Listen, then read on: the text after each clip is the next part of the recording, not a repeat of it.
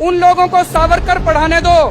आप दिल्ली के सारे स्कूलों में अंबेडकर साहब को पढ़ाइए। चुनाव हार जाएं तो कहते हैं दलितों के वोट चाहिए, चुनाव हार जाए तो कहते हैं रिजर्वेशन होना चाहिए, चुनाव जीतने के चांस हो तो कहते हैं रिजर्वेशन खत्म कर दो। मोदी जी देश नहीं है, आरएसएस संसद नहीं है और मनुस्मृति संविधान नहीं है। विजयदशमी के दिन हम सब लोग जानते हैं बाबा साहब अंबेडकर ने बुद्ध धर्म को अपनाया था।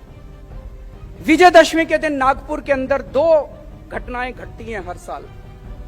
आरएसएस के हेडक्वार्टर के अंदर शस्त्र पूजा होती है और नागपुर के अंदर भारी तादाद में पूरे देश से दलित समाज से लोग इकट्ठे होते हैं और बाबा साहब अंबेडकर को याद करते हैं जिस दिन उन्होंने अपना धर्म परिवर्तन किया था।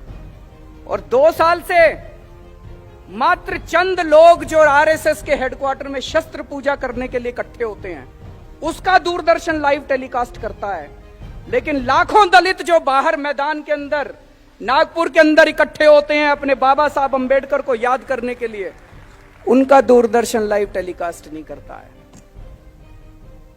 अभी आप सबने एनसीईआरटी सुना होगा, national council for educational research and training.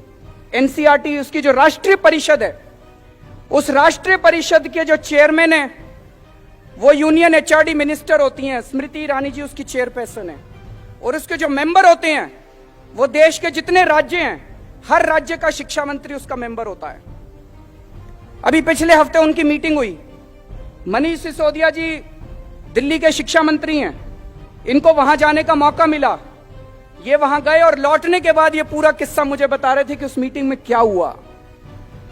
NCERT की मीटिंग में इन्होंने बताया 5 मिनट, पहले 5 मिनट में जो उनका फॉर्मल एजेंडा था वो पूरा कर लिया और उसके बाद चर्चा शुरू हुई। उसमें कई बीजेपी शासित राज्यों के भी शिक्षा मंत्री थे।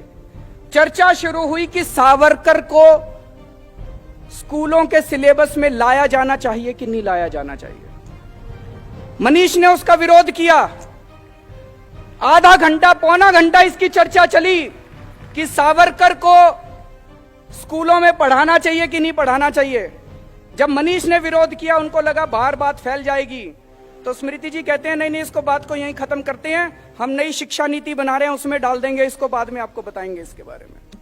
मैं आज मनीष सिसोदिया से अपील करना चाहता हूं, उन लोगों को सावरकर पढ़ाने दो। आप दिल्ली के सारे स्कूलों में अंबेडकर साहब को पढ़ाइए।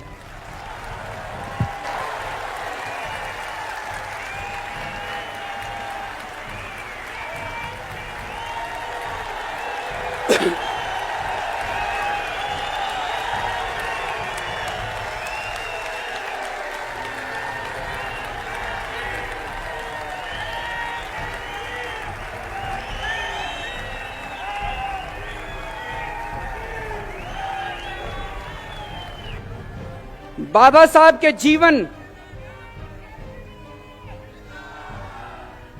बाबा साहब के जीवन और बाबा साहब के विचार, बाबा साहब के संदेश, इनको विस्तार से आप दिल्ली के सारे स्कूलों में इसका सिलेबस तैयार किए और सारे स्कूलों के अंदर इसको पढ़ाने का इंतजाम कीजिए।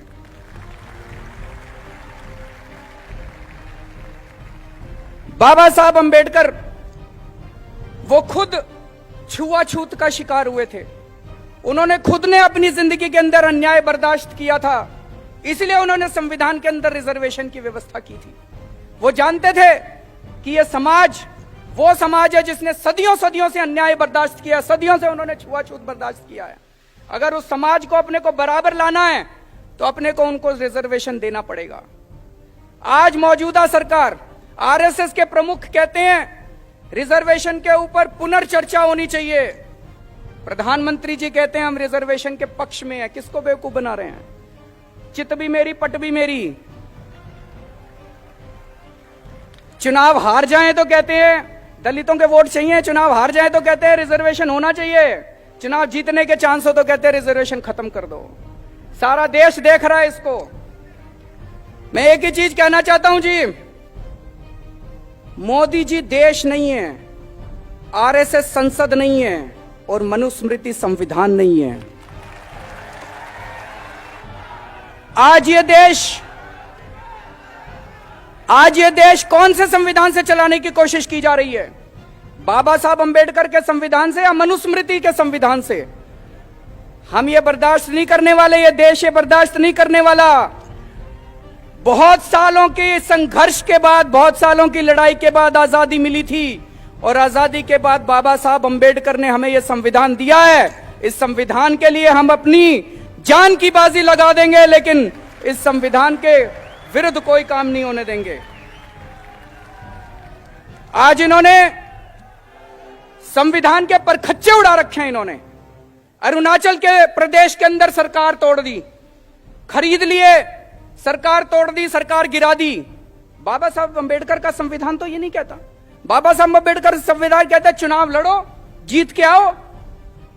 चुनाव लड़ने की ताकत नहीं बची अब सरकारें तोड़ेंगे, सरकारें गिराएंगे। अरुणाचल प्रदेश की सरकार तोड़ दी, उत्तर प्रदेश की सरकार तोड़ दी, अब कह रहे हैं दिल्ली के 21 एमएलए बर्खास्त करेंगे। कर लो बर्खास्त, आ जाओ मैदान में, चुनाव लड़ते हैं।